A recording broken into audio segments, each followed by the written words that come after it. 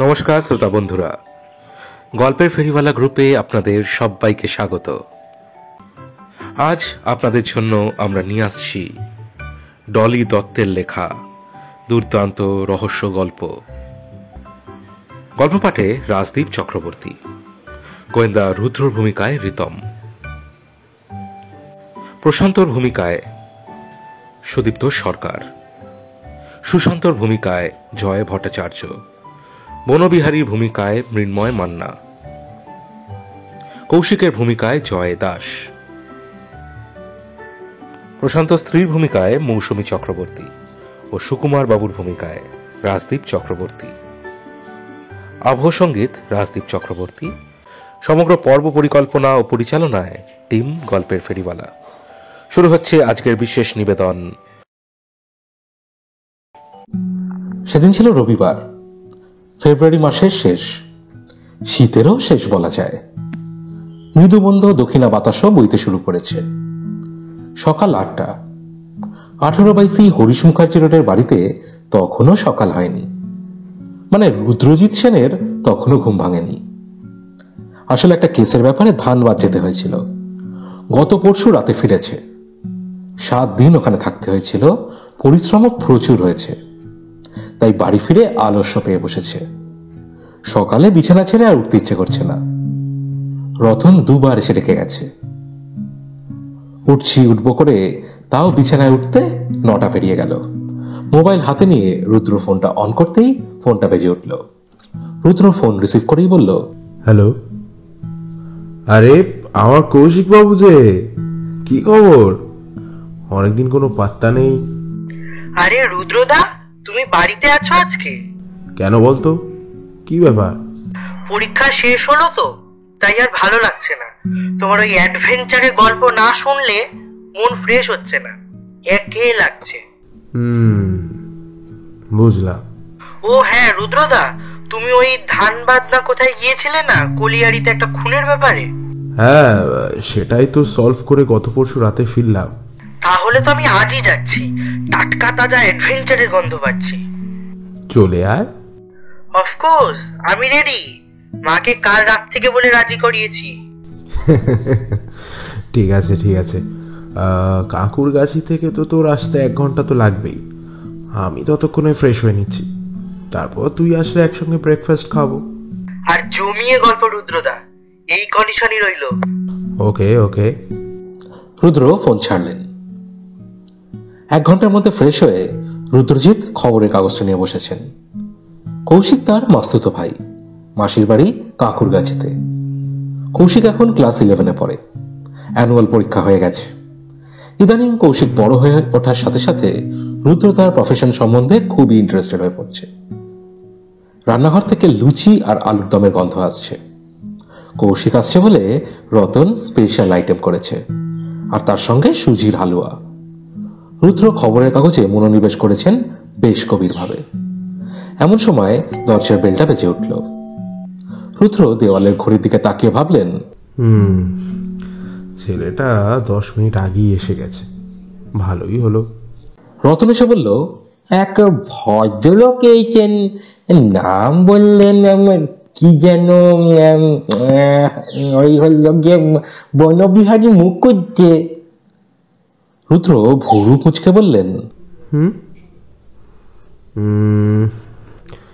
এই নামে তো কাউকে মনে পড়ছে না। আচ্ছা ঠিক আছে, ভেতরে নিয়ে এসো। রতন বেরিয়ে গেল। 1 মিনিটের মধ্যেই অতি সাধারণ প্যান্ট শার্ট পরা একটু মোটা চেহারার এক ভদ্রলোক কাস্তে কাস্তে ঘরের দরজার কাছে এসে দাঁড়াতেই হঠাৎ কৌশিক ছোকরা ভদ্রলোকের গায়ে ঘেঁষে ফাঁক দিয়ে গলে ঘরে ঢুকে পড়ল।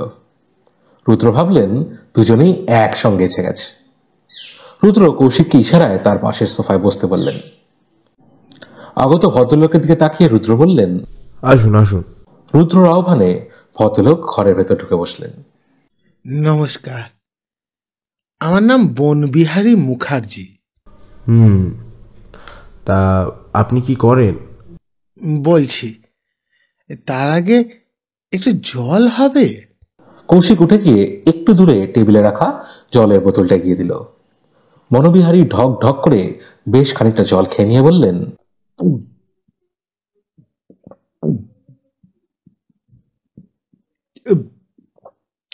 আহ, আহ, আমি একটা গ্লাস ফ্যাক্টরির অফিসে চাকরি করি। আপনার কাছে অনেকদিন ধরেই আসবো আসবো ভাবছিলাম, কিন্তু আশা আর হয়ে ওঠেনি। একটা সমস্যায় পড়ে না না, মানে ওই সমস্যাটা ঠিক আমার নয়, আমার এক অফিস কলিগের। নাম তার সুশান্ত শেখর পাল। সমস্যাটা তারই। রুদ্র ঈষৎ ভ্রু কুঞ্চিত করে বললেন, তাহলে তিনি আসেননি কেন? আরে ও আসতেই চাইছে না। আমায় বলছে, বিহারীদা আপনি আগে একটু কথা বলে আসুন, তারপর না হয় আমি একদিন যাব। তার মানে সমস্যা সেরকম গভীর কিছু নয়।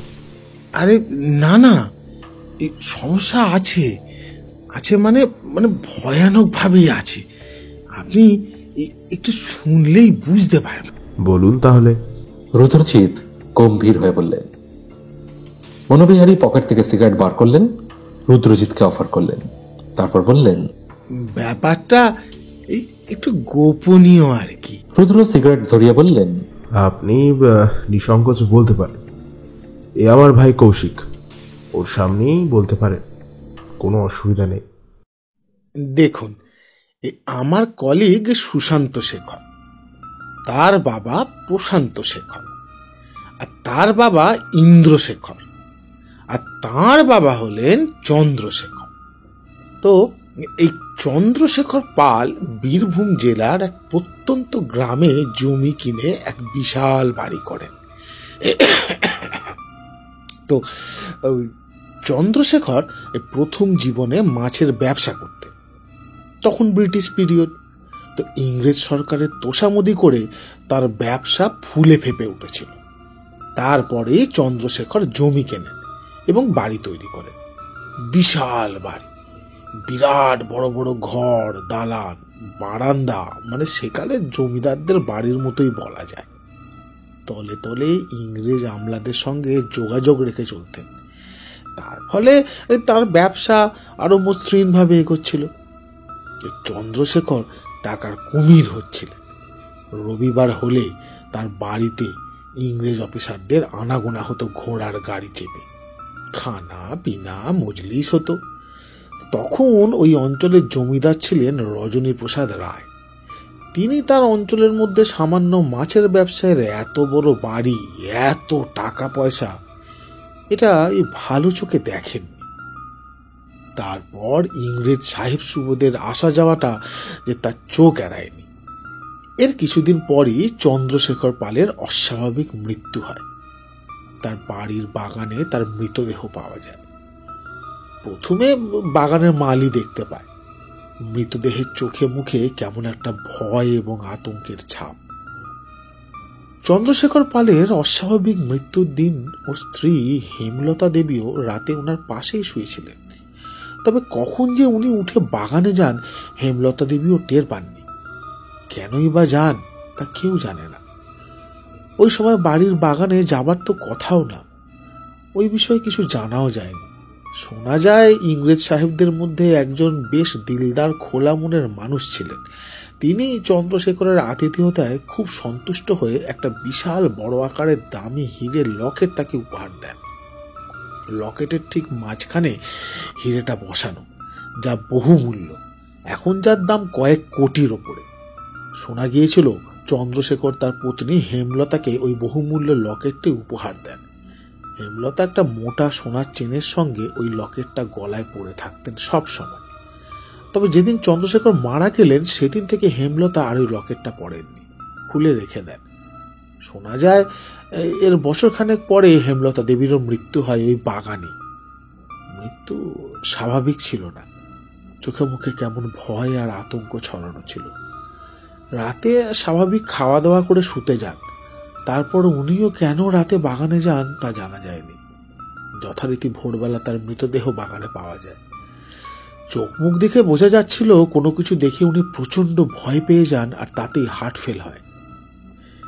এরপর চন্দ্রশেখর ও হেমলতার ছেলে ইন্দ্রশেখর মানসিক দিক থেকে ভেঙে পড়ে।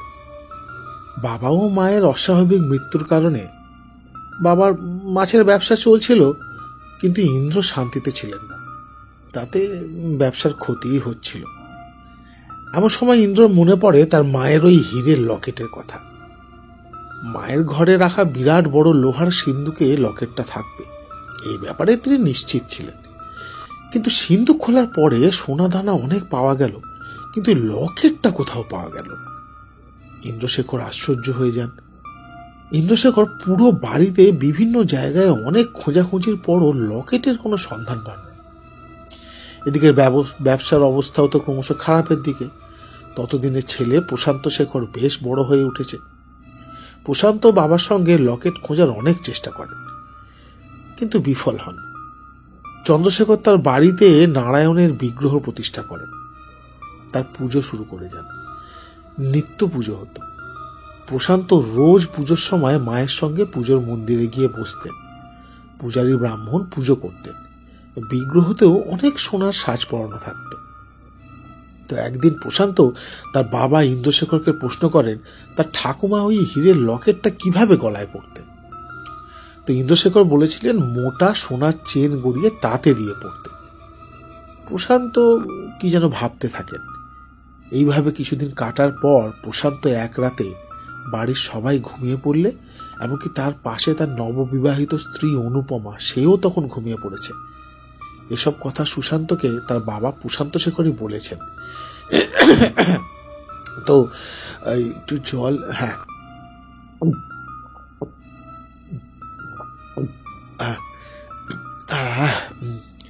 তো যা বলছিলাম, ওই তখন এই রাত 12টা পেরিয়ে গেছে। পুরো বাড়িটা একটা জমাট অন্ধকারে ঢেকে গেছে। প্রশান্ত চুপিসারে তার ঘর থেকে বের হলেন। একবার বাবা ইন্দ্রশেখরের ঘরের সামনে গিয়ে দাঁড়ালেন। নাসিকা গর্জনের শব্দ পেলেন, তার মানে বাবা নিদ্রায়। পুরো বাড়ি ঘুমিয়ে আছে, চারিদিকে নিস্তব্ধতা বিরাজ করছে। প্রশান্ত ধীর পায়ে সিঁড়ি দিয়ে নিচে নামলেন। একতলায় নেমে একটা বড় উঠোন পেরিয়ে তার নাট মন্দির। প্রশান্ত নাট মন্দিরের দিকে চললেন।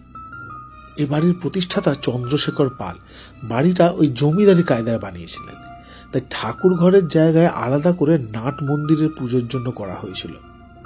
নাট মন্দিরের সামনে এসে প্রশান্ত দাঁড়ালেন। দরজা ঠেলে ভেতরে প্রবেশ করলেন, যেখানে বিগ্রহ আছে। তো সেখানে মৃদু আলো সবসময় জ্বলে। প্রশান্ত স্পষ্ট দেখলেন বিগ্রহের পাথরের বড় সিংহাসনের ভেতর আবার একটা ছোট সোনার সিংহাসন বসানো আছে। সেই ছোট সিংহাসনটার চারধারে একটা সোনার চেনে মোড়া। প্রশান্ত এগিয়ে গেলেন। সেই ছোট সিংহাসনটা হাতে তুলে নিয়ে সে সোনার চেন বের করে তাকে মুগ্ধ করতেই সেটা আটকালো। সিংহাসনের তলায় এসে তলার দিকে তাকিয়ে প্রশান্ত চমকে উঠলেন। জল জল করছে সেই হীরের লকেট। প্রশান্ত নিঃশব্দে সেটা হস্তগত করলেন। সোনার সাজ পরা বিগ্রহকে আবার যথাস্থানে রেখে প্রশান্ত নাট মন্দির থেকে বেরিয়ে এলেন। হঠাৎ মনে হলো কে যেন দাঁড়িয়েছিল। প্রশান্ত চারপাশে তাকালেন, কিন্তু কাউকে দেখতে পেলেন না। শুধু এক রাশ নিশ্ছিদ্র অন্ধকার যেন গিলতে আসছে। প্রশান্ত হাঁটতে থাকলেন। হঠাৎ মনে হলো পিছনে পায়ের শব্দ। প্রশান্ত আবার থামলেন। মনে হলো কেউ যেন তার উপর নজর রাখছে। তারপর মনে হলো সবটাই বোধহয় মনের ভুল। এভাবে চারপাশে তাকাতে তাকাতে প্রশান্ত সিঁড়ির সামনে চলে এলেন। তারপর সিঁড়ি দিয়ে উঠে নিজের ঘরের সামনে পৌঁছে গেলেন। প্রশান্ত যে লকেট পেয়ে গেছেন এটা উনি কাউকে জানাতে চাননি, এমনকি তার পিতা ইন্দ্রশেখরকেও না। নিজের ঘরে এসে ঘরের আলমারির লকেটে না রেখে নিজের কোনো গোপন স্থানে রাখলেন। পত্নী অনুপমা তখনও ঘুমিয়ে। প্রশান্ত শুয়ে শুয়ে ভাবতে লাগলেন তার ঠাকুমা হেমলতা দেবী ওই লকেটটা ওইভাবে লুকিয়ে রাখলেন কেন? কেন উনি পরবর্তী প্রজন্মকে ওটা দিয়ে গেলেন না? এর পিছনে কি রহস্য? তাছাড়া দাদু চন্দ্রশেখর ও ঠাকুমা হেমলতা দেবীর ওরকম রহস্যজনক মৃত্যু, সেটাই বা কেন? সেটার সঙ্গে কি এই বহুমূল্য হীরের লকেটে কোনো সম্পর্ক আছে? যাক, এই মুহূর্তে এই লকেট প্রাপ্তির খবরটা বাবাকেও না জানানোই ভালো, কারণ এটা খুঁজে বার করার কৃতিত্ব পুরোটা তাঁরই। প্রশান্ত শেখর শুয়ে শুয়ে আরো ভাবতে লাগলেন, আচ্ছা, এ বাড়ির মধ্যে আর কেউ কি এই লকেটের অস্তিত্ব জানতো? বাড়িতে আছেটা কে?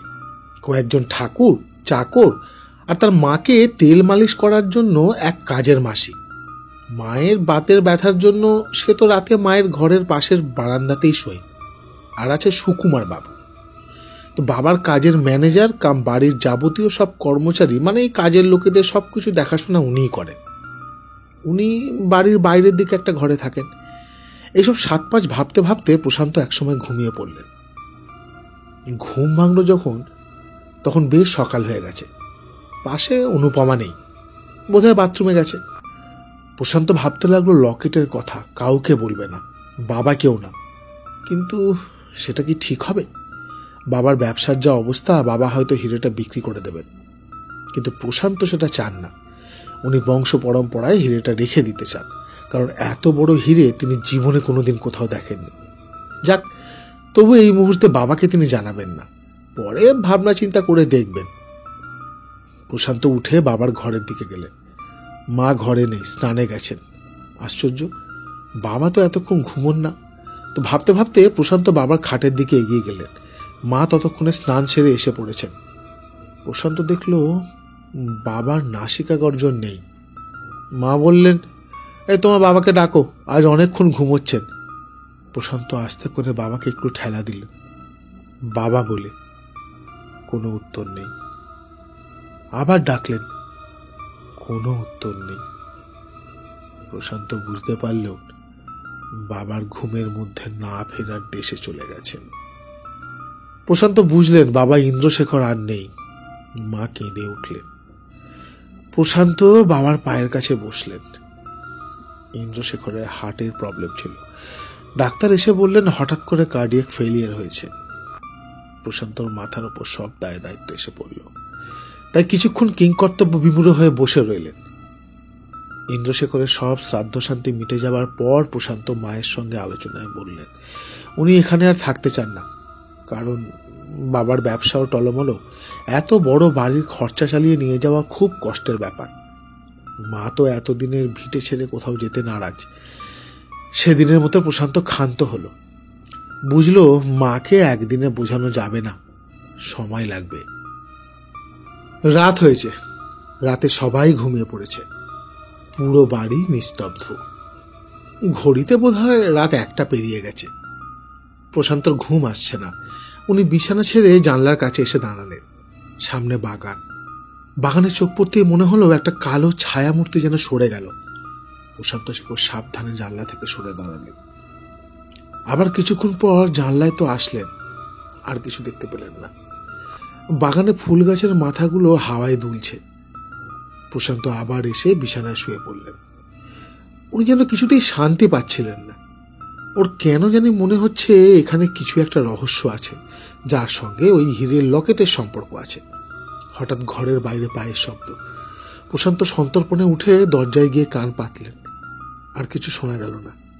বিছানায় এসে উনি শুলেন। ঘরের আর একটা জানলা বারান্দার দিকে। এই গরমের জন্য সেটাও খোলা। প্রশান্তর মাথার মধ্যে নানা রকম চিন্তা ঘুরপাক খাচ্ছে। আস্তে আস্তে ঘুমিয়ে পড়লেন। হঠাৎ একটা শব্দে ঘুম ভাঙল প্রশান্ত শেখরের। চোখ খুলতে সে বারান্দার জানলায় চোখ পড়ল। স্পষ্ট দেখলেন এক কালো ছায়ামূর্তি দাঁড়িয়ে। প্রশান্ত উঠে বসলেন, নিঃশব্দে ঘরের দরজার দিকে এগোলেন। ছায়ামূর্তি তখনও দাঁড়িয়ে। দরজা খুলে পেছনের দিক দিয়ে বারান্দায় গেলেন। ছায়ামূর্তি তখন অনেকটা দূরে চলে যাচ্ছে। প্রশান্ত তার পিছু নিলেন। মূর্তি বাগানের দিকে চলল। প্রশান্তও চললেন। বাগানে পৌঁছে বেশ কয়েক পা যাওয়ার পর মূর্তি তার সমূর্তি ধারণ করলো, মানে এক ভয়াবহ মুখোশ ধারণ করে ঘুরে দাঁড়ালো। প্রশান্ত ছিলেন সাহসী। তার কাছে রিভলভার ছিল। সরাসরি গুলি করলেন, ওই মানুষটার প্রাণ চলে যাবে। ছায়ামূর্তি তখন ভয় দেখার জন্য বিকট শব্দে একটা রেকর্ড বাজিয়ে এগিয়ে আসছে। প্রশান্ত শূন্যে গুলি ছুড়লেন।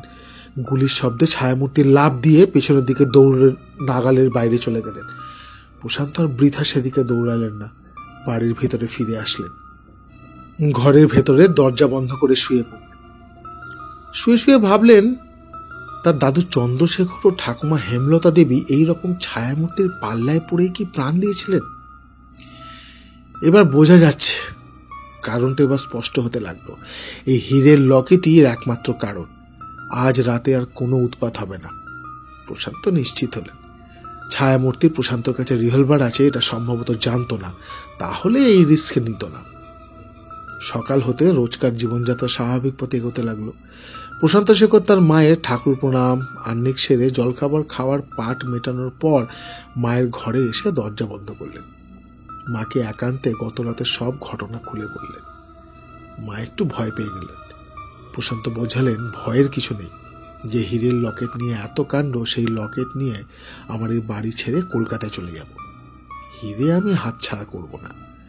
আমার যত কষ্টই হোক, বংশ পরম্পরায় এই হীরে আমাদের বংশেই থাকবে। এখানে কিছু শত্রু সৃষ্টি হয়েছে যারা এই লকেটের কথা জানে, তাই এখান থেকে ছেড়ে চলে যাব। মা খুব একটা ইচ্ছা না থাকলেও ছেলে বা তার পরিবারের বিপদের কথা ভেবে রাজি হলেন। এর কিছুদিনের মধ্যেই প্রশান্ত শেখর নাট মন্দিরের কাজ, তার খরচা সব সুকুমার বাবুকে ডেকে বুঝিয়ে দিলেন। মাসে মাসে তার খরচা পাঠাবেন এটাও বলে দিলেন। এছাড়া বাড়ির যত ঠাকুর চাকুর কাজের মাসি যা আছে সবাইকে ছুটি দিয়ে বাড়িতে চাবি লাগিয়ে বিধবা মা আর পত্নীকে নিয়ে কলকাতা চলে এলেন। এখানে কলকাতার ফোড়ে পুকুরে প্রশান্তর মাছের ব্যবসায় পরিচিত এক ব্যক্তি থাকতেন।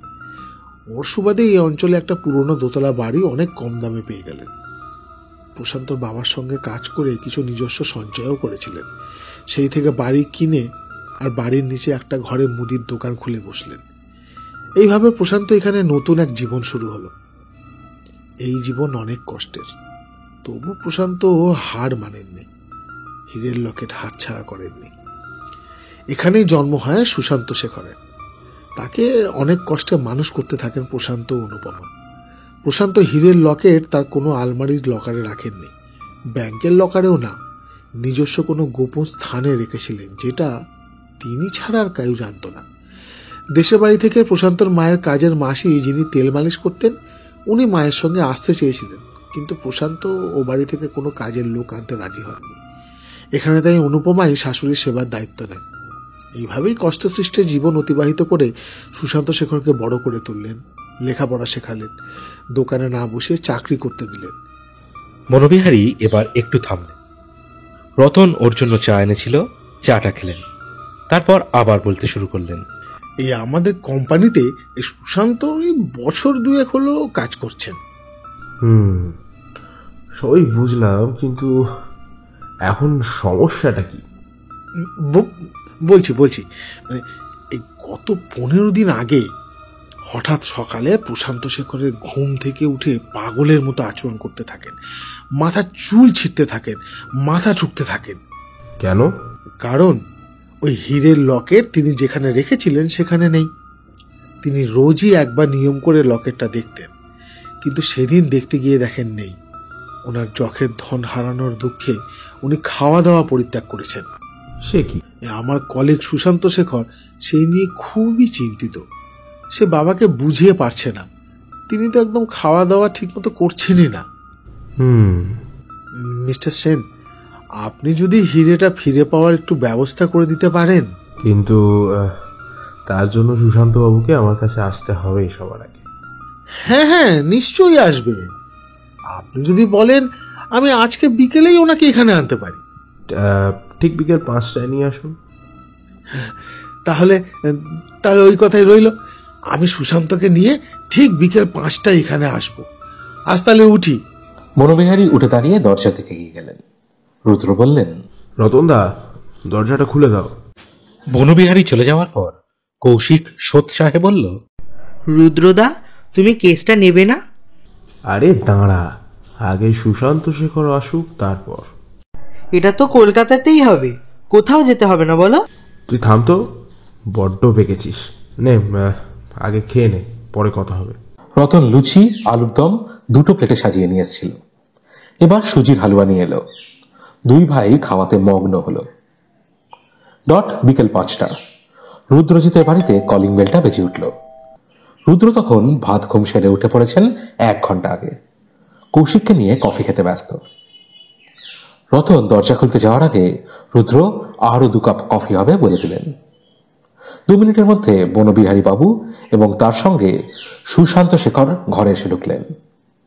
রুদ্রজিৎ সুশান্তকে ভালো করে নিরীক্ষণ করলেন। দেখলেন সুশান্তর মাঝারি হাইট, গায়ের রং বেশ ফর্সা, স্বাস্থ্য দোহারা চেহারা। নমস্কার ও প্রতি নমস্কারের পর্ব মিটলে রুদ্র তার মুখোমুখি সোফাতে আগত দুজনকে বসতে বললেন। সুশান্ত বলতে শুরু করলেন, আমার পরিচয় তো আপনি আগেই পেয়েছেন মিস্টার সেন। এবার সমস্যাটা বলি। প্রথম থেকে সব ঘটনা তো বনবিহারীবাবু আপনাকে বলেইছেন, তবে এখন সমস্যা ওই হিরের লকেটটা আমার বাবা ওর নিজস্ব গুপ্তস্থানে রেখেছিলেন, যেটা আমরা বা আমাদের পরিবারের কেউ জানি না। সেই গুপ্ত স্থান থেকে হিরেটা মিসিং। কবে হয়েছে মিসিং? তা দিন 15 হবে। সেই থেকে বাবা ভালো করে খাওয়া দাওয়া করছেন না। আচ্ছা, উনি হিরেটা আলমারির লকারে রাখেননি কেন? সেটা বলতে পারবো না, এটা ওর খেয়াল। আর এই ব্যাপারে উনি নিজেই সব সিদ্ধান্ত নিতেন, তাই আমরা কোনোদিনই মাথা ঘামাইনি। যেদিন হিরেটা মিসিং হয় সেদিন বাড়ি থেকে এসেছিলেন? দেখুন, আমি তো অফিস বেরিয়ে আসি 10টায়। বাবা তো সকালেই মানে ওই 7টার সময় স্নানের পর দেখেন ওটা নেই। স্নানের পর বাবা ওই মিনিট 10 মতো ভগবত গীতা পাঠ করেন, তারপরই বাড়ির নিচে ওই দোকানে চলে যান। তাহলে তার আগের দিন কেউ বাড়িতে এসেছিলেন? সেটা তাহলে আমার স্ত্রী বা মাকে জিজ্ঞেস করতে হবে। সুশান্ত আরো বললেন, দেখুন মিস্টার সেন, আপনাকে এই হিরে খুঁজে দেওয়ার দায়িত্বটা নিতেই হবে। না হলে বাবা যেভাবে মানসিক দিক দিয়ে ভেঙে পড়েছেন সেটা চোখে দেখা যাচ্ছে না। আচ্ছা, হিরেটা উনি কোথায় রেখেছিলেন আপনি জিজ্ঞেস করেননি?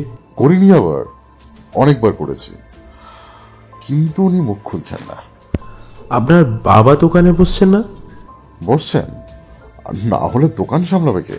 সকাল 7টায় দোকান খোলার পর বন্ধ হয় কখন? আমি ঠিক কাল বিকেল 4টেতে আপনার বাড়ি যাচ্ছি।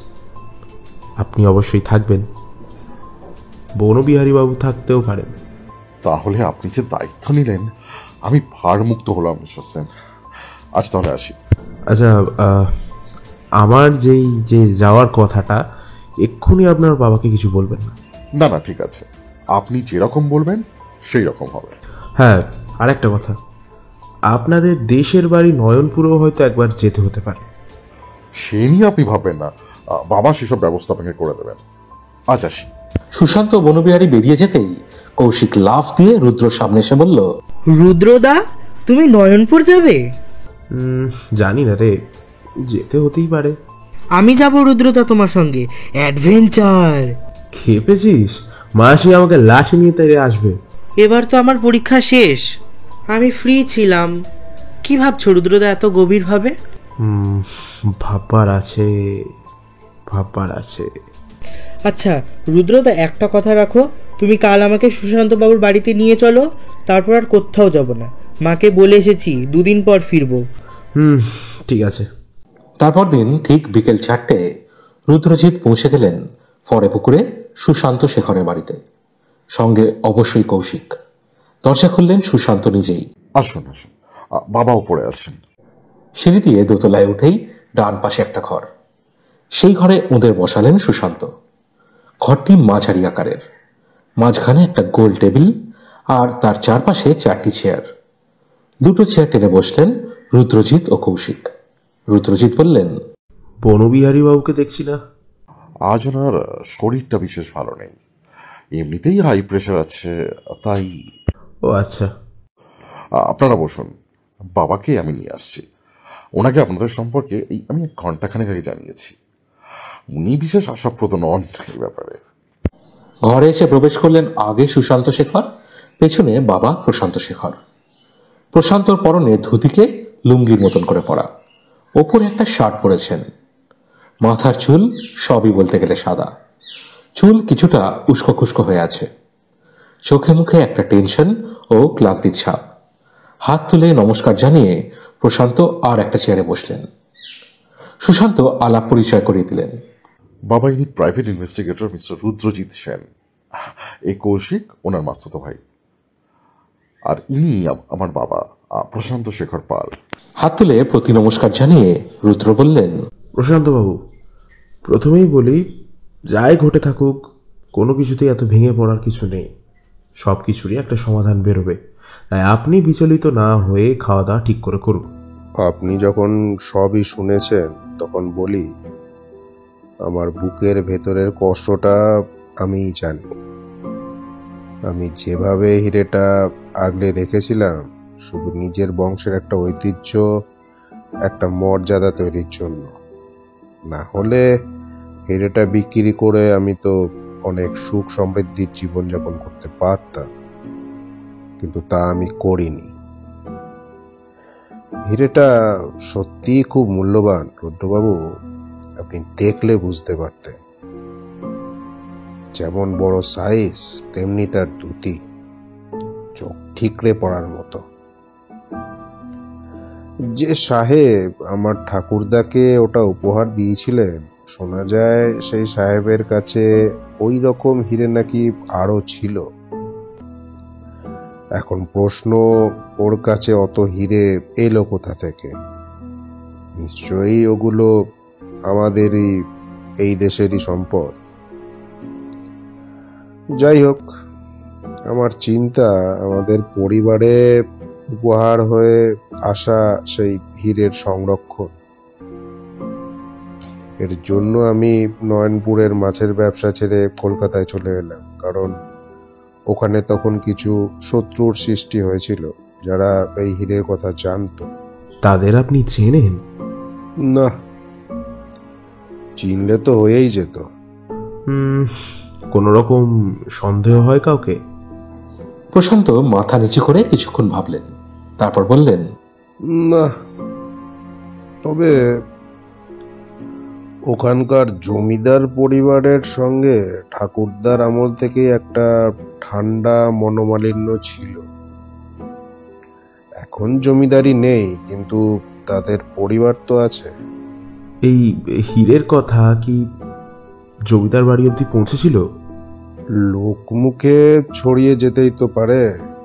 আচ্ছা প্রশান্তবাবু, আপনার হিরেটা ঠিক কবে থেকে পাওয়া যাচ্ছে না? আজ সোমবার, আজ নিলে 15 দিন হয়েছে। হিরেটা কোন ঘরে থাকতো? প্রশান্ত শেখর একটু চুপ করে থাকলেন। রুদ্র বললেন, কোনো ইতস্তত করবেন না, ও আমার ভাই কৌশিক, আমার কাজের সহকারীও বলতে পারে। কৌশিকের মুখ উজ্জ্বল হয়ে উঠল। প্রশান্ত খানিকটা নিশ্চিন্ত সুরে বললেন, আমার শোবার ঘরে।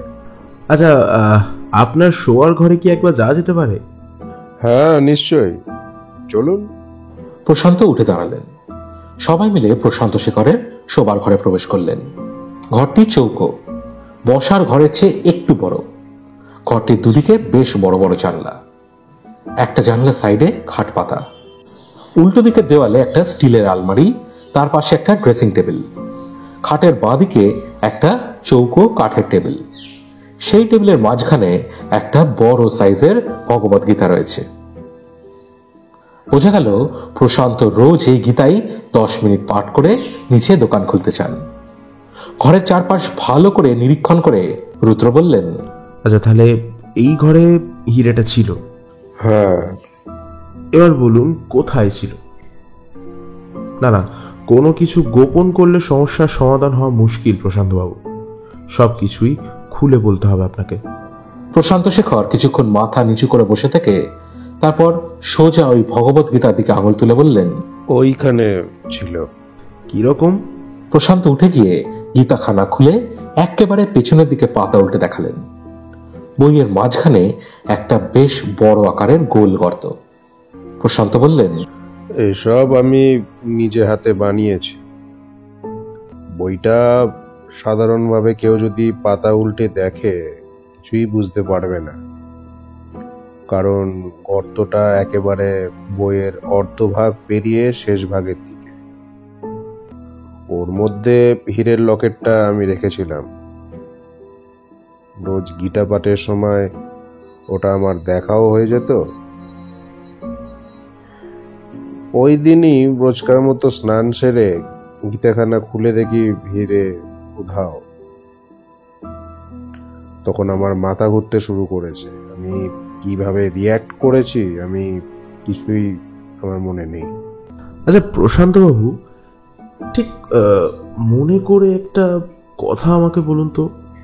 ওই দিন সকালে আপনি দেখলেন হিরেটা নেই, তার আগে হিরেটা আপনি শেষ কখন দেখেছেন? যেদিন দেখলাম হিরে নেই সেটা ছিল মঙ্গলবার। শেষ দেখেছি তার আগের দিন, মানে সোমবার। সোমবার সারাদিনে আপনার বাড়িতে বাইরের কেউ এসেছিল, অথবা কাজের মাসি কখনো ঘরে ঢুকেছিল? কাজের মাসি যখন ঘরে ঢোকে তখন আমার স্ত্রী ঘরে উপস্থিত থাকে, থাকে না এমন কোনোদিন হয় না। আচ্ছা এবার বলুন তো, বাইরের কেউ? প্রশান্ত একটু চিন্তা করে বললেন, বাইরের কেউ বলতে সুকুমার বাবুর ছেলে মনোময় এসেছিল, তবে সেটা সোমবার না রবিবার আমি অনুপমাকে জিজ্ঞেস করে বলছি। সুকুমার বাবু মানে আপনার দেশের বাড়ির? হ্যাঁ হ্যাঁ, ওই নাট মন্দিরের খরচা নিতে আসতো। প্রশান্ত বাবু, অনুপমা দেবীর সঙ্গে যদি একটু কথা বলা যেত। হ্যাঁ হ্যাঁ, এই বাবু, তোমার মাকে ডেকে নিয়ে এসো। প্রশান্ত সুশান্তর দিকে তাকিয়ে বললেন। কয়েক মিনিট পর অনুপমা দেবী সুশান্তর সঙ্গে ঘরে ঢুকলেন। বয়স 60-62 হবে, মোটা মোটা চেহারা, মাঝারি হাইট, ফর্সা গায়ের রং, পরনে অফ হোয়াইট কালারের শাড়ি, কাঁচা পাকা চুলগুলো পেছন দিকে আঁচড়ে হাত খোপা করে জড়ানো। উনি এসে একটা চেয়ারে বসলেন। রুদ্র প্রশ্ন করলেন, অনুপমা দেবী, আপনি নিশ্চয়ই ভালো করেই জানেন প্রশান্ত বাবুর সযত্নে রাখা হিরেটা পাওয়া যাচ্ছে না। অনুপমা দেবী ঘাড় নাড়লেন। মানে হ্যাঁ জানেন, হিরেটা এই ঘরে থাকতো, এইটা কি আপনি জানতেন? হ্যাঁ জানতাম, তবে কোথায় আছে সেটা জানতাম না, জানার চেষ্টাও করিনি কোনোদিন। কেন? না মানে ওই হিরেটা নিয়ে প্রথম থেকেই দেখছি বেশ গন্ডগোলের ব্যাপার। মানে ধরুন আমাদের দেশের ওই অত বড় বাড়ি ছেড়ে এখানে চলে আসতে হলো, তাই আমার ওটা নিয়ে মাথা ঘামাতে ভালো লাগতো না। আপনার শাশুড়ি মা কি এই বাড়িতেই থাকতেন? হ্যাঁ, উনি তো দেশ ছেড়ে আমাদের সঙ্গেই এই বাড়িতে চলে আসেন। এখন উনি কেমন আছে? বাতের ব্যথা ছাড়া এমনিতে মায়ের কোনো শারীরিক সমস্যা নেই। শাশুড়ি মা কি এই হিরে চুরির ব্যাপারটা জেনেছেন? হ্যাঁ উনি জানেন। সুকুমার বাবুর ছেলে মনোময় কবে এসেছিলেন? রবিবার না সোমবার? দুদিন এসেছিলেন, রবিবার এবং সোমবার। কেন? হ্যাঁ এবার মনে পড়েছে, রবিবার ওকে অনেকক্ষণ বসিয়ে রেখে আমি ওপরে আসতে পারছিলাম না, দোকানে খদ্দেরের এত চাপ ছিল। মনোময়ের একটা ফোন আসে, সে তার পরের দিন আসবে বলে চলে যায়। সম্ভবত কলকাতায় কোনো আত্মীয়র বাড়ি আছে। আচ্ছা নাট মন্দিরের খরচা ঠিক কবে থেকে ওরা এসে নিয়ে যাচ্ছে? মানে আগে তো শুনলাম আপনি প্রতি মাসে যেতেন। হ্যাঁ যেতাম, কিন্তু আমার মা একদিন না করলেন, বললেন শত্রুপুরীতে যাওয়ার দরকার নেই, ওদের এসে টাকা নিয়ে যেতে বল। শত্রুপুরী কেন? মানে ধরুন ওখানে সেই ছায়ামূর্তির আবির্ভাব, বাগানে তার ভয় দেখানোর চেষ্টা, আমার ঘরের বাইরে রাতে পায়ের শব্দ ইত্যাদি নানা কারণে ওখানে যেতে দিতে মা চাইছিলেন না। না হলে আমি তো আগে প্রতি মাসে নিজেই গিয়ে সুকুমার বাবুর হাতে খরচা তুলে দিয়ে আসতাম। তখন আমি ওই জমিদার বাড়ির ছেলে সঞ্জয় প্রসাদকে আমাদের বাড়ির আশেপাশে ঘুরতে দেখেছি। সঞ্জয় প্রসাদকে যে আমাদের বাড়ির আশেপাশে ঘুরতে দেখেছিলাম সেই ব্যাপারে সুকুমার বাবুকে আমি প্রশ্ন করায় উনি বললেন ছেলেটা কোনো কাজ করে না, তাই ঘুরে বেড়ায়। আমিও দেখেছি, হাবভাব আমারও ভালো লাগে। ওর ওপর নজর রাখবেন সুকুমার বাবুকে বলে এসেছিলাম। তারপর তো মায়ের নিষেধের জন্য আর ওখানে যাওয়া হয়নি। সেটা কতদিন হলো? অনেক দিন, 5 বছর তো হবেই। তাহলে এই 5 বছর ধরে আপনি ওখানে যাননি, ওরা এসে টাকা নিয়ে গেছে। কে আসতো? প্রথম দিকে সুকুমার বাবু, গত বছর 2 মনোময় আসছে। ওখানকার আরো কোনো খবর? জমিদার পরিবারের সঙ্গে কোনো বিবাদ? না, সেরকম কিছু ঘটেনি। তবে আমরা কলকাতায় কোথায় আছি সেটা জানার একটা কৌতূহল জমিদার পরিবারের মধ্যে ছিল। সঞ্জয় প্রসাদের ভাই বিজয় প্রসাদ সরাসরি মনোময়কে জিজ্ঞাসাও করেছিল। মনোময় বলেছিল তার জানা নেই। তাছাড়া এটা বোধহয় আপনাকে বলা হয়নি, আমার বাবা ইন্দ্রশেখর যখন জীবিত ছিলেন তখন তার প্রথম জীবনে জমিদার বাড়িতে তার ডাক পড়েছিল। তখন জমিদার ছিলেন বিজন প্রসাদ। আমার বাবাকে ডেকে তার উপহার পাওয়া হিরে সম্পর্কে কটাক্ষ করেন সকলের সামনে, এবং হিরে আরো কত আছে সে সম্পর্কে ব্যঙ্গ করতেও ছাড়েননি। ইন্দ্রশেখর অপমানে লাল হয়ে তৎক্ষণাৎ জমিদার বাড়ি ছেড়ে চলে আসেন। নয়নপুরে একবার যেতে হবে। প্রশান্ত উৎসাহিত হয়ে বললেন, কোনো চিন্তা নেই, যাওয়া যাবে। দেরি করলে হবে না, কাল পরশুর মধ্যেই যেতে হবে। চিন্তা করবেন না, আমি গাড়ির ব্যবস্থা করছি। আগামী কালই আমরা বেরিয়ে পড়ব। সুকুমার বাবুকে জানিয়ে দিচ্ছি, উনি আমাদের খাওয়া দাওয়ার ব্যবস্থা করে রাখবেন। যদি ধরুন আমাদের ওখানে একটা নাইট স্টে করতে হয়? কোনো চিন্তা নেই, আমি আমার ঘরের সব চাবি গিয়ে খুলব। কাজের মাসিকে খবর দেব, সে এসে ঘরদোর পরিষ্কার করে দিয়ে যাবে। আপনার কোনো অসুবিধা হবে না। ঠিক আছে, কিন্তু সুকুমার বাবুকে আপনি আমার পরিচয়টা দেবেন না, বলবেন আপনার বন্ধু বেড়াতে এসেছেন। পরদিন সকাল 8টাতেই গাড়ি হাজির। প্রশান্ত বাবু রেডি। সুশান্ত নাছর বান্দা, সে যাবেই। অগত্যা দোকান বন্ধ রাখতে হলো। প্রশান্তর মাও চাইছিলেন নাতি সুশান্ত ওর বাবার সঙ্গে যাক। তাই হলো।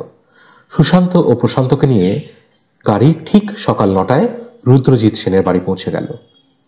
কৌশিকও যথারীতি রুদ্রর পিছু ছাড়েনি। তাই রুদ্রকে ফোনে মাসির অনুমতি নিতে হলো। ওখান থেকে ফোন করবে অনেকবার, মাসিরকে কথা দিতে হলো। রুদ্র রেডি ছিলেন, কৌশিকও। গাড়িটা বড়, তাই ড্রাইভার ছাড়াও ওদের 4 জনের বসতে কোনো অসুবিধা হলো না। দুপুর 1টায় গাড়ি বীরভূম জেলার নয়নপুরে পৌঁছল। অঞ্চলটার বিশেষ উন্নতি হয়নি, এখনো প্রত্যন্ত গ্রামই বলা যায়।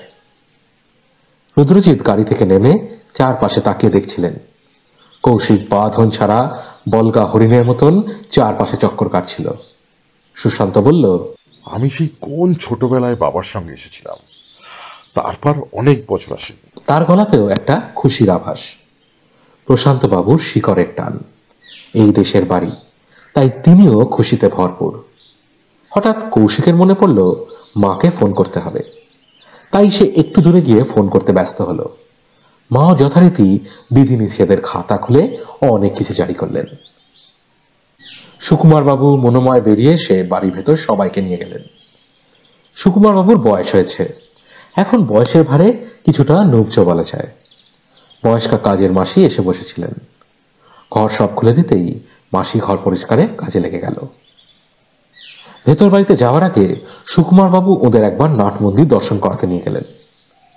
সবাই পায়ের জুতো খুলে মন্দিরের ভেতর মন্দির ও বিগ্রহ দর্শন করলেন। দোতলায় শোয়ার ঘর।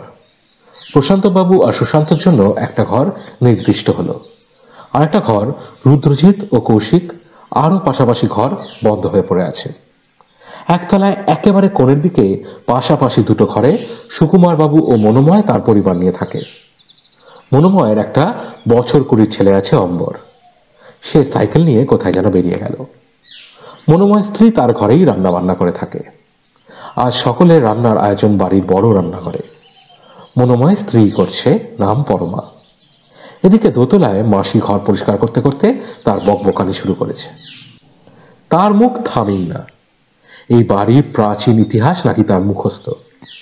রুদ্র তার সঙ্গে কিছুক্ষণ কথা বলে সময় কাটালেন। কৌশিক এরই মধ্যে একবার ছাদ থেকে ঘুরে এলো, এসে যথারীতি রিপোর্ট দিল রুদ্রকে। জানালো ছাদে একটা চিলে কোঠাও আছে। রুদ্র শুনলেন, কোনো কথা বললেন না। ঘরের বাইরে বেরিয়ে এদিক ওদিক নিরীক্ষণ করতে লাগলেন। পাশের ঘরে গলার আওয়াজ পেয়ে একটু উঁকি দিয়ে দেখলেন প্রশান্তবাবু কাকে যেন এই বাড়ির যাবতীয় সব জায়গার বর্ণনা দিচ্ছেন। কটা কথা শোনার পর বুঝলেন ওনার মাকে, যাকে ছেলের জন্য, পরিবারের ভালোর জন্য এই বাড়ির মায়া ত্যাগ করে একদিন চলে যেতে হয়েছিল ইট কাঠ পাথরের শহর কলকাতায়। এমন সময় হঠাৎ পায়ের শব্দ পেয়ে রুদ্র একটু আড়াল হলেন। দেখলেন মনোময় ছাদের সিঁড়ি দিয়ে নেমে আসছে। এদিক ওদিক দেখে সে নিচে নেমে গেল। এরপর দুপুরে খাওয়ার আয়োজন। একতলায় রান্নাঘরের পাশে একটা বেশ বড় আকারের ঘর, বেশ বড় পাথরের টেবিল। প্রশান্ত বললেন, এ টেবিল অনেক বছরের। আমার দাদু চন্দ্রশেখর পাল তখনকার দিনে সাহেব সুবোধের আপ্যায়নের জন্য বানিয়েছিলেন। রুদ্র ভাবলেন টেবিলটা সত্যিই দেখবার মতো। তার কাঠের পায়ায় কারুকার্য দেখবার মতো। লম্বা এতটাই, এক সাইডের টানা 8 জন ভালোভাবে বসবে, অপর সাইডেও তাই। মনোময় ও তার ছেলে অম্বর খাবার পরিবেশন করতে লাগলো। রুই মাছ ও কাতলা মাছের বিভিন্ন রকমের পদ। সুকুমারবাবু বৃদ্ধ হয়েছেন, তাই চেয়ার নিয়ে এক সাইডে বসে আছেন, দেখাশোনা করছেন। চিংড়ি মাছও আছে। সুকুমারবাবু জানালেন মাছ সব পুকুরের। ওদের বাগানের পেছন দিকটায় বিরাট পুকুর আছে, এই পালেদেরই পুকুর, ওই পুকুরেরই মাছ। রুদ্র ভাবলেন বিকেলে পুকুরটা একবার দেখতে হবে। সুকুমারবাবু বললেন, এত সব দেখেই বুঝলেন একসময় জমিদার বাবুদের রাগ এবং হিংসা হয় এই পালেদের ওপর। খাওয়ার পর্ব মিটলে দোতলায় শোয়ার ঘরে এসে সবাই ক্লান্ত শরীরে একটু ভাত ঘুমে ব্যস্ত হয়ে পড়ল। কিন্তু রুদ্রজিতের ঘুম আসছিল না। জানলার কাছে গিয়ে সিগারেট ধরালেন। ঘরটার চারদিক এবং জানলার অবস্থান দেখে রুদ্র ভাবলেন সম্ভবত এই ঘরটাতেই প্রশান্তবাবু এবং অনুপমা দেবী থাকতেন। পাশের ঘরটা ওদের বাবা মায়ের। জানলা দিয়ে বাগানটা সোজাসুজি দেখা যায়। ফুলের গাছ যথেষ্ট আছে। হঠাৎ দেখলেন সুকুমারবাবু ও মনোময় বাগানের এক কোণে দাঁড়িয়ে কি যেন একটা আলোচনায় ব্যস্ত। রুদ্র জানলা থেকে একটু সরে দাঁড়িয়ে লক্ষ্য করতে লাগলেন। তারপর আর দেরি না করে ছাদের দিকে গেলেন। কৌশিক ঘুমোচ্ছে। ছাদ বেশ বড়, বাড়িটাও বড়, তাই ছাদটাও বেশ বড়। চিলেকোঠার সামনে দাঁড়িয়ে রুদ্র দরজাটা একটু ঠেললেন। দরজা খুলে গেল। রুদ্র ঘরে প্রবেশ করলেন। দেখলেন ঘরের ভেতর এক কোণে তাকে রয়েছে একটা মাথার উইগ, মানে পরচুলা। আশ্চর্য, মনোময়ের মাথার চুলের মতন সেম দেখতে। তার মানে মনোময়ের দুটো উইগ আছে, একবার এটা পরে কখনো ওটা। উইগটা হাতে নিয়ে রুদ্র ভালো করে পরীক্ষা করলেন। তারপর ওটা যথাস্থানে রেখে দিয়ে ঘরে দরজা বন্ধ করে নিচে নেমে এলেন। এসে খাটে একটু শুলেন। বিকেলে সবাই মিলে বেরোলেন, মানে প্রশান্তবাবু, সুশান্ত, কৌশিক ও দ্রুতজিৎ। বাগানের পেছনে গেট দিয়ে বেরোনো হলো পুকুরটা দেখতে। বেশ বড় পুকুর, মাছও রয়েছে, পরিষ্কার জল। কিছু দূর হাঁটার পর প্রশান্ত দূর থেকে দেখালেন, ওই যে দেখতে পাচ্ছেন, ওই হচ্ছে জমিদার বাড়ি। রুদ্র দেখলেন জমিদার বাড়ির এখন জীর্ণ অবস্থা। জমিদারের উত্তরসূরিরা সবাই বাস করেন ওই বাড়িতেই, তবু মেনটেনের অভাবে এই অবস্থা। কোনো কোনো জায়গায় বাড়ির দেওয়াল থেকে গাছ বেরিয়েছে। ওরা সবাই হাঁটতে হাঁটতে ওই বাড়ির কাছাকাছি এসে পড়েছে। হঠাৎ জোর পায় প্রায় ছোটার ভঙ্গিতে ওই বাড়ির গেট দিয়ে বেরিয়ে এলো একটা বছর 28-এর যুবক। সামনে এদের চারজনকে দেখে সে বেশ খানিকটা থতমত খেয়ে গেল। সুশান্ত চিৎকার করে বলল, কিরে সুজয়, তুই? যুবকটিও ততোধিক বিস্ময় প্রকাশ করে বলল, আরে সুশান্ত, তুই এখানে? তারপর প্রশান্ত বাবুর দিকে তাকিয়ে বলল, জেঠু। সুশান্ত বলল, আরে আমি তো দেশের বাড়িতে বেড়াতে এসেছি, তোরও কি এটাই বাড়ি? হ্যাঁ। কি আশ্চর্য, তুই কোনোদিন বলিসনি তো যে তুই এই জমিদার পরিবারের ছেলে? সুজয় মুখ নামিয়ে বলল, না মানে কলকাতার মেসে থাকি তো, তাই আর বলিনি। চোখে মুখে একটা বিহ্বলতার ছাপ, কি যেন লুকোবার চেষ্টা। সুশান্ত বলল, আলাপ করিয়ে দিই, ইনি আমার এক দাদা, আর কৌশিক আমার মাস্তুতো ভাই। এবার রুদ্র কথা বললেন, সুশান্তর সঙ্গে আপনার কিভাবে আলাপ? আরে ও তো কলেজে পড়ার সময় থেকেই আমার বন্ধু, কতবার ওর বাড়ি গেছি। আরে গত সপ্তাহেই তো এসেছিল। এখন আপনি কোথায় যাচ্ছেন? মায়ের জন্য একটা ওষুধ কিনতে যাচ্ছি, মায়ের হার্টের প্রবলেম তো তাই। আপনি কলকাতায় ফিরছেন কবে? এখনো 4-5 দিন এখানেই আছি। এই বলে সুজয় চলে গেল। ওর যাওয়ার পথে ভালো করে তাকিয়ে থাকতে থাকতে রুদ্রজিৎ বললেন, জমিদার বাড়ির সঙ্গে তাহলে একটা লিঙ্ক থেকেই যাচ্ছে। আশ্চর্যভাবে সেটা বেরিয়ে পড়লো, অথচ সুশান্ত আপনিও জানতেন না যে ওই জমিদার বাড়ির ছেলে। না। ওর চোখ মুখ দেখেছেন? যেন কিছু ধরা পড়ে গেছে এরকম ভাব। বলে প্রশান্ত বাবু ছেলের দিকে তাকিয়ে বললেন, সুজয় গত সপ্তাহে ঠিক কোন দিনটা আমাদের বাড়ি এসেছিল? সেটা মনে নেই বাবা, ভেবে মনে করে বলতে হবে। কিন্তু সুজয় তো আমার খুব ভালো বন্ধু বাবা। সেটা তো আমিও আগে তাই ভাবতাম, কিন্তু হলে কি হবে, ও দূরভিসন্ধি নিয়েই তোমার সঙ্গে বন্ধুত্ব করেছে, তোমার বাড়ি এসেছে। তাহলে আপনি বলছেন ওরা মানে জমিদার পরিবার তলে তলে আপনাদের সব খবর রেখেই তারপর তাদের বাড়ির ছেলেকে আপনার বাড়িতে পাঠিয়েছে ওই দুর্মূল্য হীরের হস্তগত করার জন্য? আপনার ছেলের সঙ্গেই বন্ধু পাঠিয়েছে? ঠিক তাই, ঠিক তাই। ওদের বাড়ি সার্চ করলেই আপনি পেয়ে যাবেন হিরে। দাঁড়ান, ওভাবে বিনা প্রমাণে সার্চ ওয়ারেন্ট ছাড়া কারোর বাড়ি সার্চ করা যায় না। তাছাড়া ঘটনাটা ঘটেছে কলকাতায়। সুশান্ত হঠাৎ চিৎকার করে বলল, ও বাবা, মনে পড়েছে, সুজয় ওই সোমবার দিনই বিকেলে আমাদের বাড়িতে এসেছিল। আমি অফিস থেকে এসে দেখলাম ও বসে আছে। দেখেছেন রুদ্রবাবু, 2 2 4 কিভাবে মিলে যাচ্ছে? তাহলেও অত তাড়াতাড়ি করাটা বোধহয় ঠিক হবে না। আমাকে আর একটু ভাবতে সময় দিন। অনেকটা সলভ করছি, তারপর মনে হচ্ছে হাতে নাতে ধরতে পারবো। রাতে সবাই আবার একতলায় সেই খাবার টেবিলে একত্র হলো। কচি পাঁঠার ঝোল আর গরম ভাত সবাই খুব তৃপ্তি সহকারে খেল। তারপর দোতলায় যে যার শোবার ঘরে চলে এলো। অম্বর এসে সব ঘরে খাবার জল দিয়ে গেল। প্রশান্তবাবু রুদ্র ও কৌশিককে শুভরাত্রি জানাতে এলেন।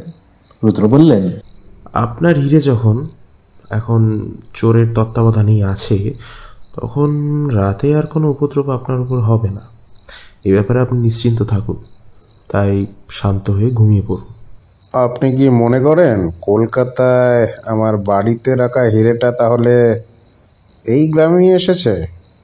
এই গ্রামে এসেছে কি কলকাতাতেই কোথাও আছে, এই ব্যাপারে আমি এখনই কিছু বলবো না। শুধু একটা দিন সময় চেয়েছি, আশা করি আপনার হাতে তুলে দিতে পারবো আপনার বহু আকাঙ্ক্ষিত হিরে।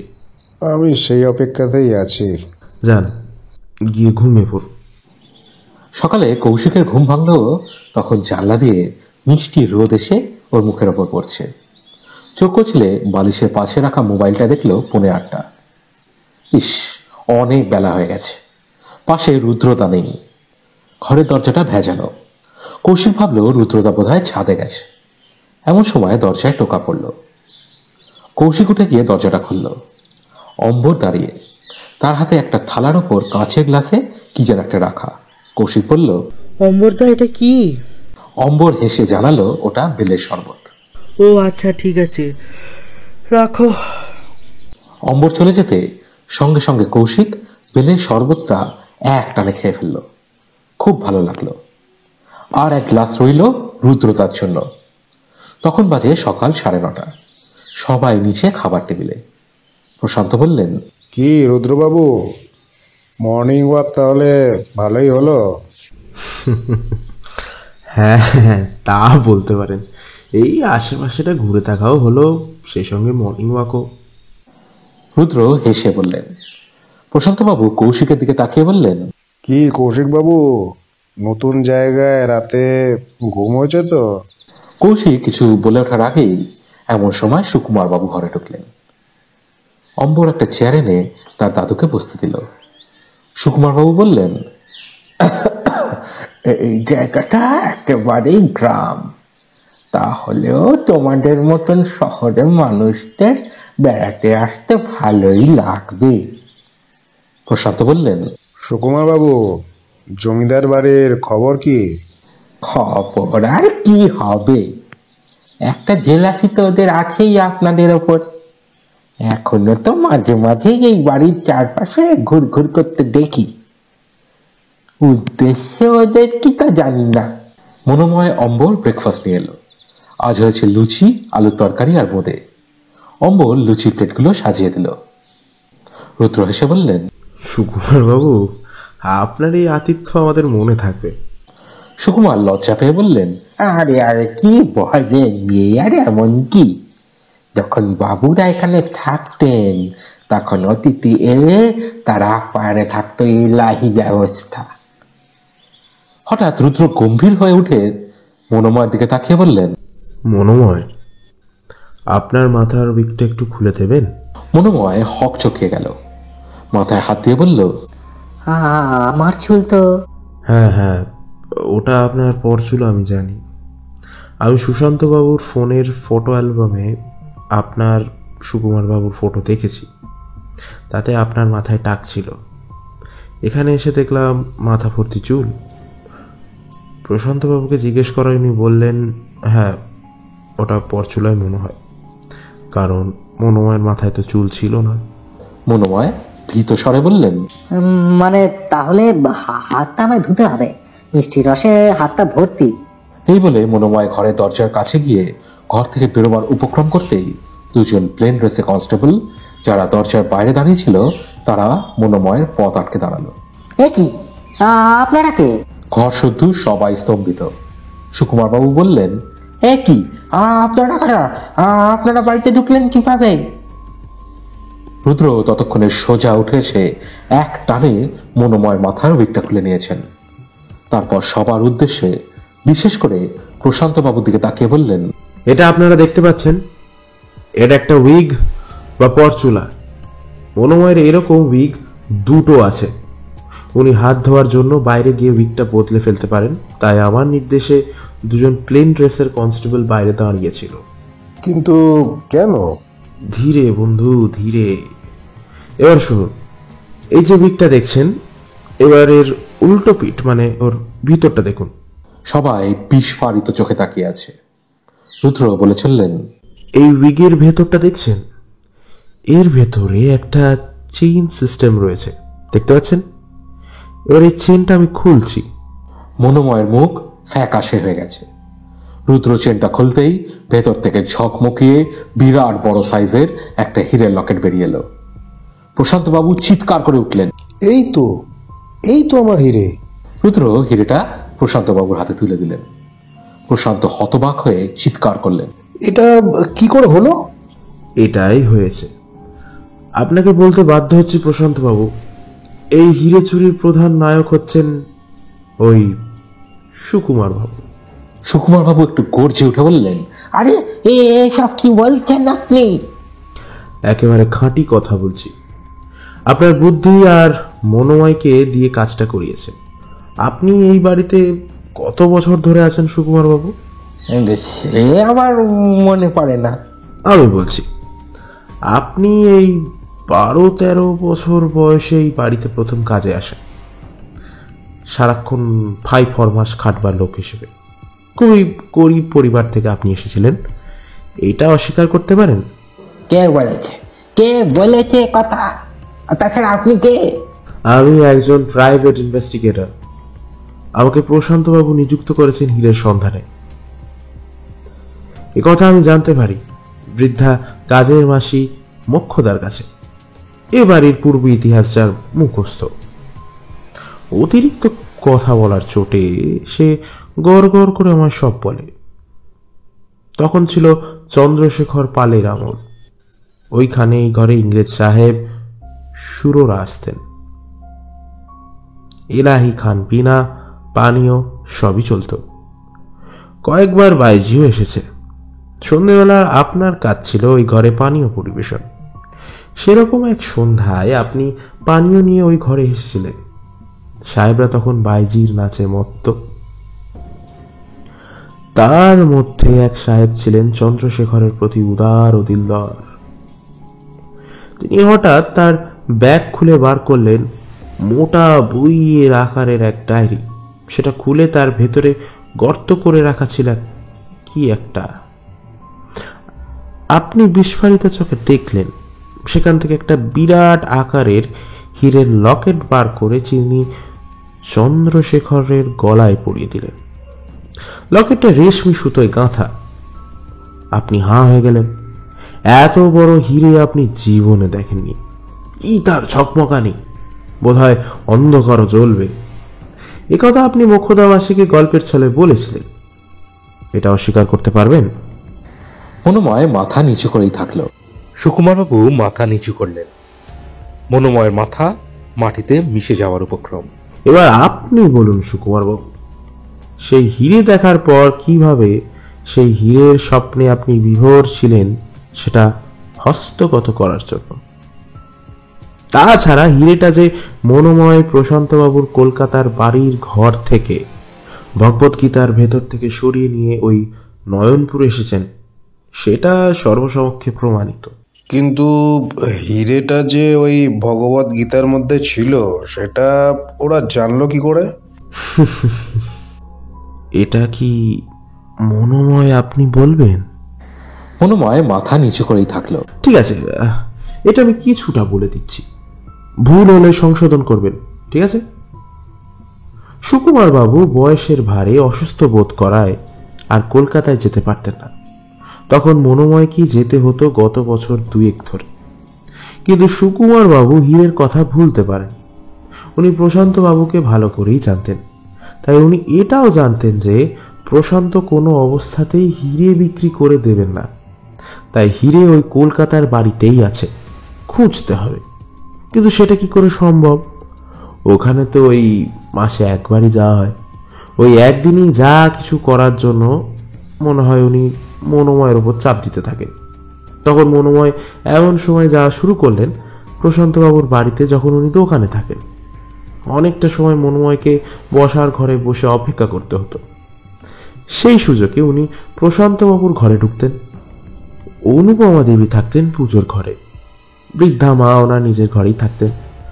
সুশান্তবাবুর স্ত্রী এলিনা কিছুটা সময় নিজের ঘরে টিভি দেখায় ব্যস্ত, তারপর স্নানে যেতেন। এগুলো আমি সুশান্তর থেকে নাম্বার নিয়ে এলিনা ম্যাডামকে ফোন করে উক্ত তথ্যগুলো জানতে পারি। কিন্তু মনোময় তখন অন্ধকারে হাতড়াচ্ছেন, কিছুই পথ পাননি। এমন সময় উনি কথায় কথায় সুকুমার বাবুকে ওই ভগবত গীতার কথা বলেন। সুকুমার বাবুর তখন বিদ্যুৎ তরঙ্গের মতো মনে পড়ে যায় সেই সাহেবের ডায়েরির ভেতর থেকে হিরে বার করার কথা।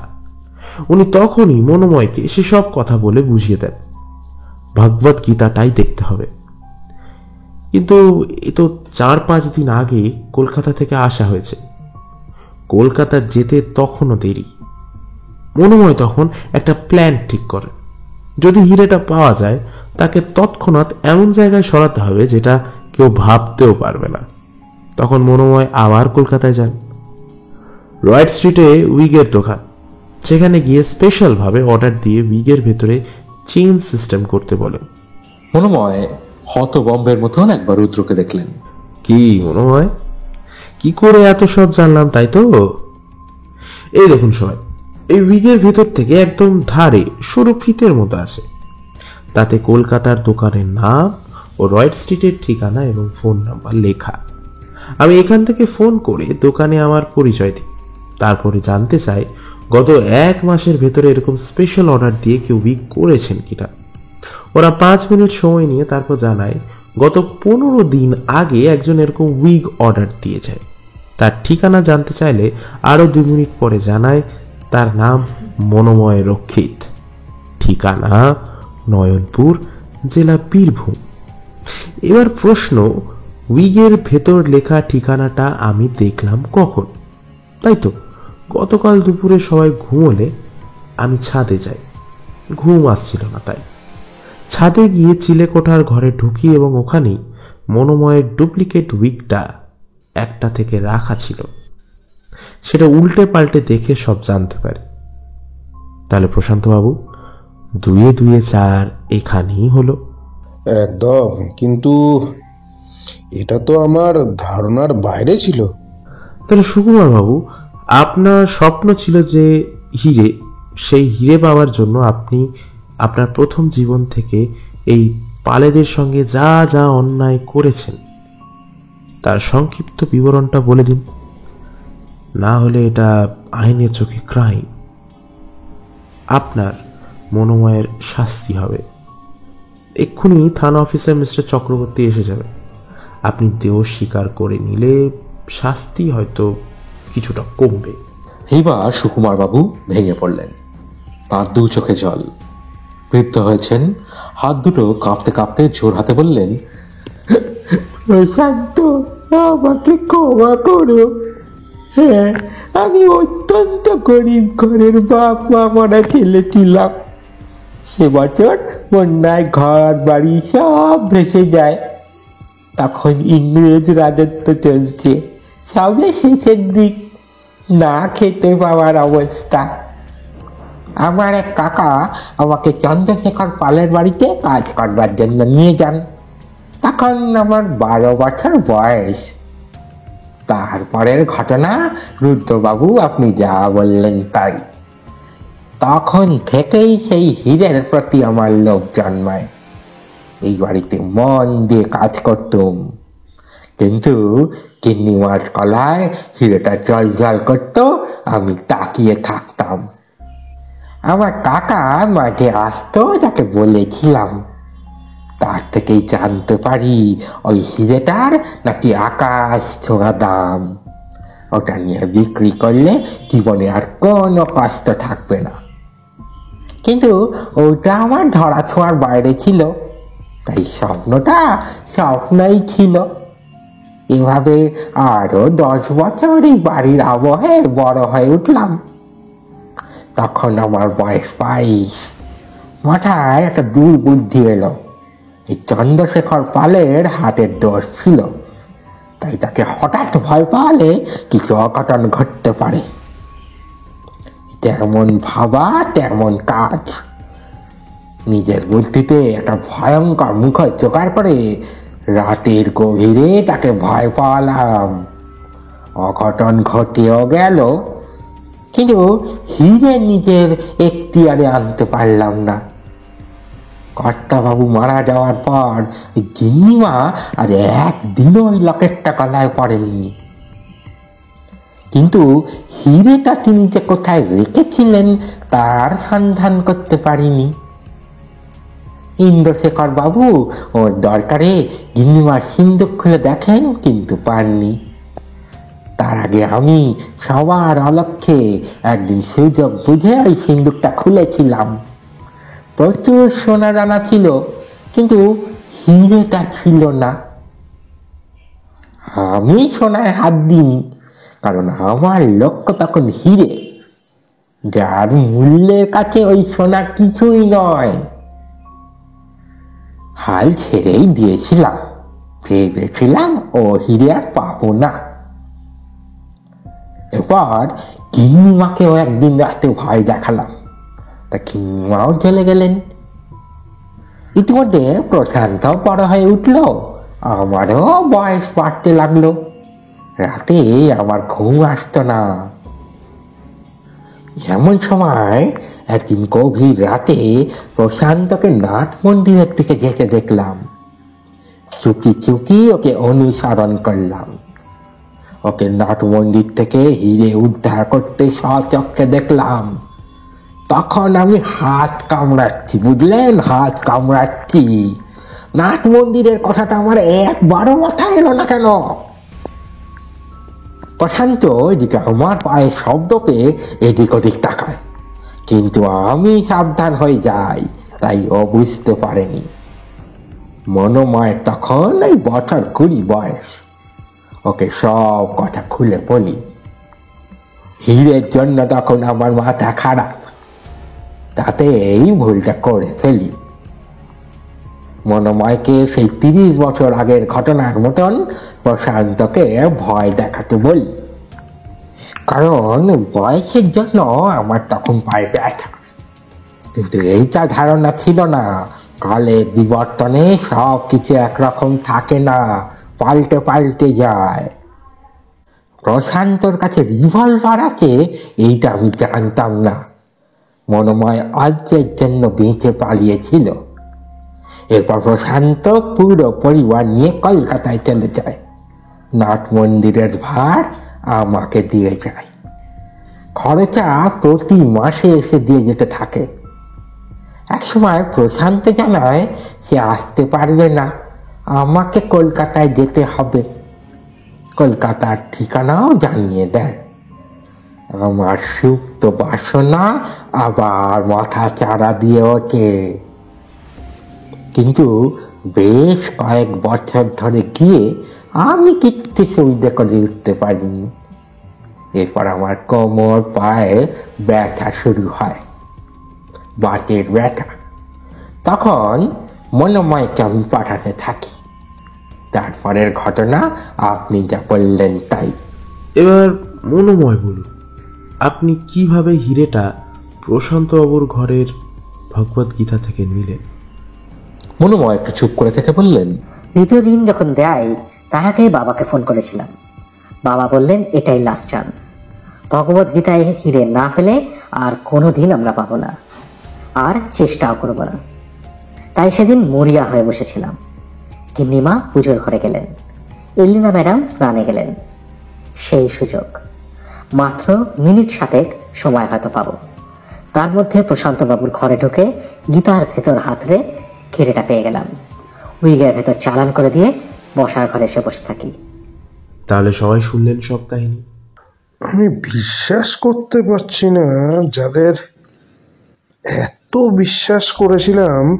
এটাই হয় প্রশান্ত বাবু, যাকে যত বেশি ভালোবাসবেন আঘাতটা সেখান থেকেই আসবে। এমন সময় বাইরে জুতোর শব্দ, ভারী গলার আওয়াজ। রুদ্র বললেন, আসুন মিস্টার চক্রবর্তী, ইনি থানা অফিসার মিস্টার চক্রবর্তী। আর মিস্টার চক্রবর্তী, এই দুজন মানে সুকুমার বাবু আর মনোময় আসল কালপ্রিট হিরে চুরির। ওরা সব দোষ স্বীকার করে নিয়েছেন। এদের আপনার হাতে তুলে দিলাম। আপনার আইন এবার আইনের পথে চলবে, যা হওয়ার হবে। আমরা এখন চললাম। রুদ্রজিৎ, কৌশিক, প্রশান্তবাবু ও সুশান্ত শেখর সবাই বাইরে বেরিয়ে এলেন। ড্রাইভার গাড়ি রেডি করে দাঁড়িয়ে আছে।